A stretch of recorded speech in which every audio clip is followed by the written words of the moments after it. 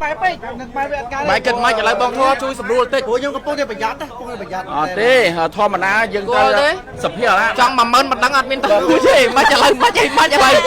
rửa ăn phê rửa ăn phê bong bong nè cùng lên sao mới bong thua việc xăm nó việc mình xăm nè rồi tụi thằng đá sập hiểu kiện như chẳng nè này ngày trả lấy ạ nhát đấy bong phục mai bong ôn ở kia làนี่ชมชมช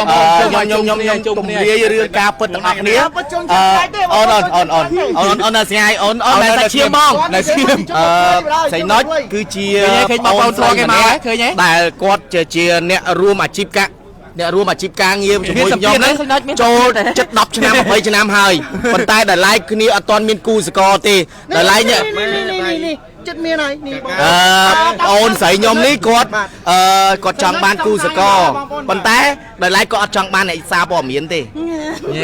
ไปได้ยมจะไปซาบ่อเมียนไม่ได้ไหมเนี่ยกูไอ้พอโอนใส่ยมก็ถ่ายกะออกแง่miền bậc con tầm muối tay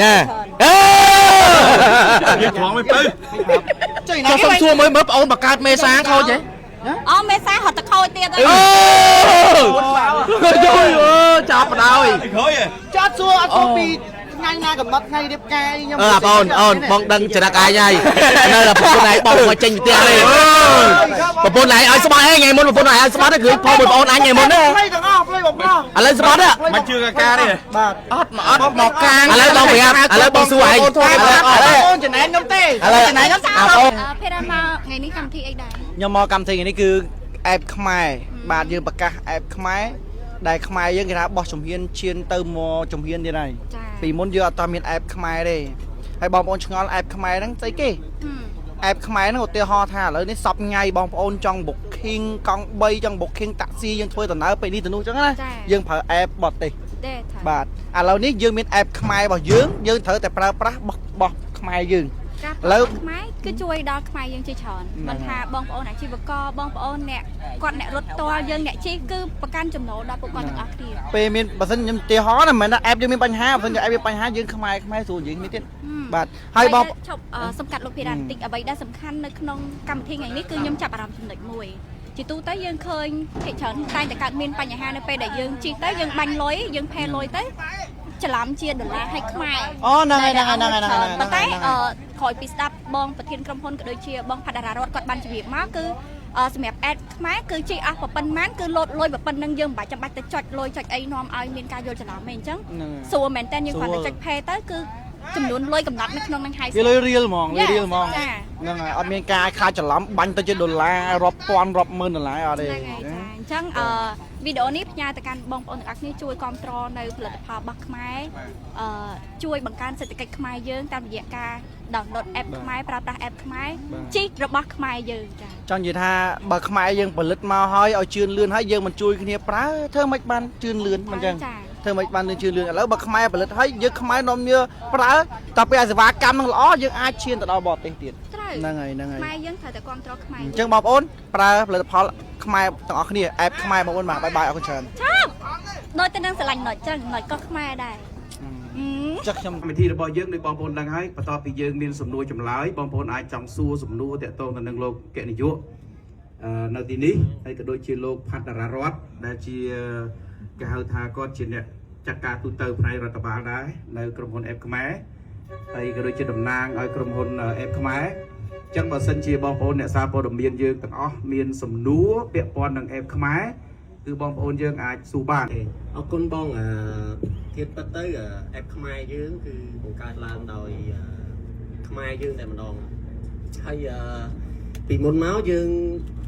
ធ្លាប់ធ្វើកម្មវិធីម្ដងហើយគឺចែកតរ៉េនប៉ុន្តែយើងអត់ទាន់បានណែនាំថាតើ F ខ្មែរហ្នឹងគឺជាអ្វីហើយបង្កើតមកដើម្បីអ្វីទេអញ្ចឹងថ្ងៃនេះយើងបានរៀបចំកម្មវិធីនេះឡើងហើយក៏បានអញ្ជើញបងប្អូនអ្នកសារព័ត៌មានទាំងអស់ដើម្បីមកជួបជុំគ្នាហើយយើងជួយផ្សព្វផ្សាយថាតើ F ខ្មែរហ្នឹងគឺជាអ្វីអញ្ចឹងខ្ញុំឈ្មោះបូរ៉ាជាថ្ងៃនេះមកធ្វើជាតំណាងឲ្យក្រុមហ៊ុន F ខ្មែរអញ្ចឹងខ្ញុំសូមជម្រាបបងទាំងអស់គ្នាថា F ខ្មែរគឺជាកម្មវិធីមួយដែលយើងប្រើដើម្បីធ្វើការកក់ đôi chỉ diên chủng ní rồi mới có thuê cá đặt chỉnh chung tụm đình ấy xình hay sầm rạp ép khmái cứ chỉ ép nuôi để dương bằng cá láng đau miền ban thuê cá chủng long ấy bị kia đi ban này tha dương bằng cá láng đòi khmái dương to tại mà đón hơi dương bằng cá màu mấy hơi tụm nườm bất men tại dương mau cao kế bên đây kẹt tôn chỉ mùi đang cam bị thi bao dưỡng ép bao dưỡng cứ dương hiền giấy thao viên tụm nườm tại sao dương ban prao chạy chia mấy đôi chia sầm rạp ép bao dưỡng cứ dương ta xây cột để chùm nón trong cào ấy hai nè bị chay cái tê bao dưỡng còn cụ quạt miền chùm niếng chẳng ép bao dưỡng ní cứ bằng cài lang để cồn khmái hai brand mùi ní đôi chờ bom ôn man khơi chứ brand mùi ní cứ dương thưa láng đầu miền lia và thò khmái dương châu được nông nâng tạm đòn đôi được nông logo dương ní được nhung ba đồng hai nhẫn chẳngสำหรับแอปขมายนี้คือយើងបង្កើតឡើងមកដើម្បីខ្មែរហើយសង្ឃឹមថាបងប្អូនជាប្រជាជនខ្មែរទាំងអស់នឹងជួយគ្រប់គ្រងแอปខ្មែររបស់យើង download ប្រើប្រាស់แอปខ្មែររបស់យើងទាំងអស់គ្នាដោយសារแอปខ្មែរជារបស់ខ្មែរអញ្ចឹងខ្មែរយើងនឹងធ្វើអីក៏ដោយក៏មិនភ្លេចពីខ្មែររបស់យើងដែរជាក់ស្ដែងដូចខ្ញុំសុំបន្តិចបងនៅក្នុងនេះគឺយើងឃើញហើយអញ្ចឹងសម្រាប់បងដែលជាអ្នកប្រើប្រាស់បងអាច download មួយនេះបងអាចវាយពី app ខ្មែរទៅនៅក្នុង Play Store ឬមួយក៏ App Store ហ្នឹងបាទន័យថាសម្រាប់ Android ហើយនិង iOS ហ្នឹងអញ្ចឹងបង download លើមួយនេះដែលមានពាក្យថា app ខ្មែរហើយ Speedbook Taxi អញ្ចឹងសូមបងជ្រើសរើសយកមួយហ្នឹងដើម្បីកក់ជីអញ្ចឹងសូមបងកុំ download អាក្រោមសម្រាប់អ្នកបើកបរទេអញ្ចឹងសង្ឃឹមថាបងជាអតិថិជនទាំងអស់នឹងជួយគ្រប់គ្រងផលិតផលរបស់ខ្មែរយើងហើយក៏ជា brand របស់ខ្មែរយើងបង្កើតឡើងដោយខ្មែរយើងដែរបាទសូមអរគុណបងបូរ៉ាខ្ញុំផាត់តារារតជាចាងវាងសាព័ត៌មានផ្ទះតារាប៉ុន្តែខ្ញុំមកថ្ងៃនេះគឺថាមកក្នុងនាមជាតំណាងឲ្យក្រុមហ៊ុន App ខ្មែរបាទក្នុងនាមជាក្រុមការងាររបស់ App ខ្មែរហើយបន្ថែមពីលើបងបូរ៉ាពាក់ព័ន្ធជាមួយនឹង App ខ្មែរបងប្អូនយើងដឹងហើយពេលខ្លះបងប្អូនយើងគាត់សួរថា App ខ្មែរនោះគឺជាអ្វីapp ខ្មែរគឺជា app សម្រាប់ booking តុកតុកម៉ូតូកង់3ឬក៏តាក់ស៊ីជិះជំនួសឲ្យក្រុមហ៊ុនបរទេសដែលយើងតែងតែបាទបម្រើការរាល់ថ្ងៃហ្នឹងអញ្ចឹងសរុបទៅគឺថា app ខ្មែរគឺជាជម្រើសថ្មីមួយសម្រាប់បងប្អូនយើងដែលជាអ្នកចូលចិត្តបាទជិះតុកតុកជិះម៉ូតូកង់3ឬក៏ជិះតាក់ស៊ីបងប្អូនណាបាទអញ្ចឹងមានបងប្អូនយើងខ្លះក៏តែងតែឆ្ងល់ថាហេតុអីបានយើងប្រើពាក្យ app ខ្មែរតែនៅពេលដែលយើង download app គឺចេញអក្សរ Speedbook ទៅវិញបងប្អូនតែឆ្ងល់ហេតុអីបានជាមិនព្រមដាក់ឈ្មោះ app នោះថា app ខ្មែរតែហ្មងទៅហេតុផលគឺអត់ពិបាកយល់ទេដោយសារតែក្រុមហ៊ុនយើងគឺមានទិសដៅបែប worldwide បែបជាលក្ខណៈអន្តរជាតិអញ្ចឹងណាបាទអញ្ចឹងនៅពេលណាដែលយើង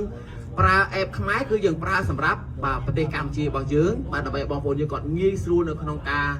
យល់នៅក្នុងការមើលនៅក្នុងការ download បាទប៉ុន្តែនៅពេលដែលយើងចូលទៅក្នុង app គឺយើងនឹងឃើញពាក្យ Speedbook បងប្អូនឃើញទាំងអស់គ្នាហ៎បាទអញ្ចឹង Speedbook នេះគឺវាងាយឲ្យបងប្អូនយើងជាអន្តរជាតិគាត់អាចប្រើប្រាស់បានព្រោះ app នេះមិនមែនប្រើសម្រាប់តែប្រទេសកម្ពុជាយើងទេទៅថ្ងៃអនាគតគឺថាយើងនឹងមានទិសដៅឆ្ពោះទៅកាន់បណ្ដាប្រទេសជាច្រើននៅក្នុងតំបន់ដែលក្នុងនោះគឺថាយើងបានឆ្ពោះទៅដល់ហើយគាត់ថាយើងអត់ទាន់បានធ្វើកម្មវិធី launching នៅបងណាបាទយើងទៅដល់សង្ហបុរីយើងទៅដល់ឡាវទៅដល់ភូមាក៏ដូចជាទៅដល់ប្រទេសក្បែរខាងយើងគឺវៀតណាមវិញនឹងហើយគ្រាន់ថាយើងកំពុងតែរៀបចំ system ដើម្បីឲ្យបានរលូនយើងប្រកាសជាផ្លូវការតែម្ដងចឹងមានន័យថា app នេះកំពុងតែបោះជំហានទៅក្រៅប្រទេសអញ្ចឹងបើកាលណាយើងប្រើ app ខ្មែរជាពាក្យខ្មែរតែម្ដងពេលខ្លះវាអាចនឹងពិបាកបម្រើការនៅឯក្រៅប្រទេសអញ្ចឹងយើងប្រើពាក្យ Speedbook ជាលក្ខណៈ worldwide តែសម្រាប់នៅស្រុកខ្មែរយើងប្រើពាក្យ app ខ្មែរអញ្ចឹងមកអញ្ចឹងងាយសម្រាប់បងប្អូនយើងគាត់ download ណាបាទអញ្ចឹងពេលបងប្អូនយើងចូលទៅបងប្អូនយើងឃើញគឺថាបច្ចេកវិទ្យាដូចបងបូរ៉ាមានប្រសាសន៍ថាទំនើបលឿនទាន់សម័យហើយអ្វីដែលសំខាន់ដូចពាក្យស្លោកដែលបងពុនធឺក៏តែងតែលើកឡើងថាបែប Gen Z ណាបាទគឺថាចេញមកគឺថាកម្រិតចុងក្រោយនៃបច្ចេកវិទ្យាតែម្ដងសម្រាប់ app ខ្មែរនេះអញ្ចឹងបងប្អូនយើងដែលធ្លាប់តែបាទ booking តុកតុករមាក់ម៉ូតូឬមួយក៏តាក់ស៊ីតាមរយៈ app ផ្សេងគឺយើងអាចងាកមក download ក៏ដូចជា booking តាមរយៈ app នេះវិញដើម្បីជាជម្រើសថ្មីបាទក្នុងនាមដែលយើងមានក្រុមហ៊ុនជីកូនខ្មែរបង្កើតឡើងបាទនេះគឺជានិយមន័យនៃ app ខ្មែរដែលបងប្អូនយើងបានឆ្ងល់លំបាញ់មែនបាទ